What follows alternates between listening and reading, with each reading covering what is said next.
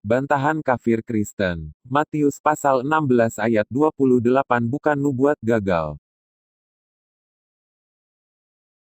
Ada banyak ayat dalam Injil Kristen yang menubuatkan akan datangnya Yesus yang kedua kalinya. Dari semua ayat, ada dua ayat yang terasa janggal. Yesus dalam Injil Kristen menubuatkan dirinya akan datang ke dunia tidak lama setelah dirinya naik ke sorga. Dalam Matius pasal 10 ayat 23, Yesus berkata bahwa dirinya akan datang sebelum murid-muridnya selesai mengunjungi kota-kota Israel. Tetapi setelah murid-murid Yesus telah selesai mengunjungi kota-kota Israel, bahkan sampai mereka semua mati 2000 tahun yang lalu, Yesus juga tidak kunjung muncul. Sedangkan di Matius pasal 16 ayat 28, Yesus mengatakan di antara orang yang hadir tidak akan mati sebelum mereka melihat Yesus turun ke dunia. Tetapi setelah mereka semua mati 2000 tahun yang lalu, Yesus belum juga turun dari sorga.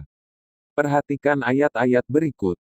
Apabila mereka menganiaya kamu dalam kota yang satu, larilah ke kota yang lain. Karena aku berkata kepadamu, sesungguhnya sebelum kamu selesai mengunjungi kota-kota Israel, Anak Manusia sudah datang.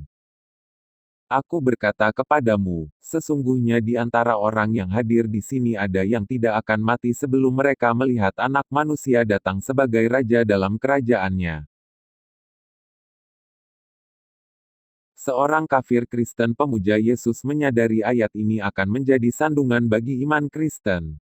Seandainya benar nubuatan tersebut gagal digenapi, maka hal itu adalah suatu pukulan telak bagi iman Kristen. Maka dari itu, dia berusaha agar nubuat yang gagal tergenapi ini terlihat telah tergenapi dengan menafsirkan Matius pasal 16 ayat 28. Pertama, dia mengatakan bahwa yang dimaksud dengan kedatangan Yesus sebagai Raja di ayat tersebut, bukanlah mengacu pada kedatangan Yesus kedua kalinya di akhir zaman nanti. Akan tetapi yang sebenarnya adalah kebangkitan Yesus pada hari ketiga setelah penyalibannya itu. Pada saat Yesus bangkit dari kematiannya, maka pada saat itulah Yesus telah datang ke dunia ini dalam kedudukannya sebagai seorang Raja Sorgawi.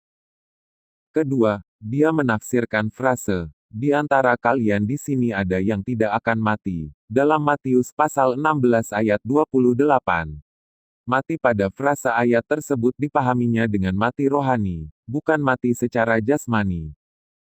Tidak perlu berpanjang lebar menjawab tafsiran aneh kafir Kristen pemuja Yesus ini. Cukup baca ayat 27 pada pasal yang sama. Perhatikan ayat berikut. Sebab Anak Manusia akan datang dalam kemuliaan Bapanya diiringi malaikat-malaikatnya, pada waktu itu Ia akan membalas setiap orang menurut perbuatannya. Matius pasal 16 ayat 27. Ayatnya sangat jelas, bukan? Yesus akan datang dengan diiringi malaikat-malaikatnya dan pada waktu itu Yesus akan membalas setiap orang menurut perbuatannya. Diiringi malaikat-malaikat dan akan membalas setiap orang menurut perbuatannya. Itu tidak pernah terjadi dan tidak pernah Yesus lakukan ketika Dia bangkit dari kubur setelah 3 hari. Nubuat kedatangan Yesus dalam Matius pasal 16 ayat 28 hanya mungkin terjadi ketika Yesus datang kedua kali setelah diangkat ke langit. Pada saat itulah Yesus datang turun ke dunia dengan diiringi malaikat-malaikat Tuhan. Mengadili manusia sebagai hakim yang adil dalam kerajaannya. Klop sekali dengan ayat setelahnya, Matius pasal 16 ayat 28. Kafir Kristen pemuja Yesus tahu keberadaan Matius pasal 16 ayat 27 dan saya lihat ayat tersebut sempat dia kutip. Namun tidak ada keberanian untuk menjadikan ayat tersebut sebagai salah satu bahan pertimbangan dalam menafsirkan ayat sesudahnya. Setelah mengutip Matius pasal 16 ayat 27, dia menyarankan saudara-saudaranya sesama kafir Kristen untuk berhati-hati menyikapi ayat tersebut. Kafir Kristen pemuja Yesus ini mengatakan untuk tidak melakukan pemaksaan makna untuk dapat memahami sesuatu yang memang tidak dapat dipahami. Padahal justru dengan menafsirkan Matius pasal 16 ayat 28 secara serampangan seperti yang dia lakukan dapat disebut melakukan pemaksaan. Makna yang terdapat dalam Matius pasal 16 ayat 28 Dan ayat sebelumnya sudah sangat jelas, justru terlihat ruwet kalau mengikuti tafsirannya. Kafir Kristen pemuja Yesus ini juga mengajak saudara-saudaranya sesama kafir Kristen untuk meninggalkan objektivitas dalam memahami ayat-ayat dalam Injil Kristen dengan menyerahkan maknanya sepenuhnya kepada Tuhan. Cara tersebut mungkin akan berhasil untuk menutupi kebenaran dari saudara-saudaranya sesama kafir Kristen pemuja Yesus, tetapi tidak akan cukup untuk menipu Muslim yang terbiasa berpikir ilmiah dalam memahami ayat-ayat Al-Quran. Terbukti komentar-komentar yang muncul dari saudara-saudaranya sesama kafir Kristen pemuja Yesus tidak ada yang kritis, hanya mengiyakan saja.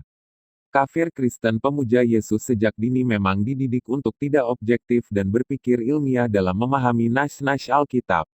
Inilah penyebab utama mereka terus-menerus terjerembab dalam kesesatan.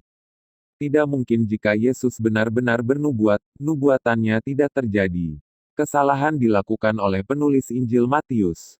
Yesus yang tidak pernah bernubuat akan datang tidak lama setelah dia diangkat ke langit, ditulis oleh penulis Injil Matius bahwa Yesus mengatakan dirinya akan segera datang. Hal ini membuktikan bahwa Injil Matius dan Injil Kristen lainnya bukanlah firman Tuhan atau kitab yang diilhami oleh Roh Kudus. Injil-Injil Kristen hanyalah kitab sejarah yang ditulis berdasarkan kesaksian banyak orang yang tidak dikenal. Sebagaimana manusia yang tidak luput dari kesalahan, demikian juga kesaksiannya. Dibutuhkan kejujuran dan ketulusan dalam menerima kenyataan pahit tersebut.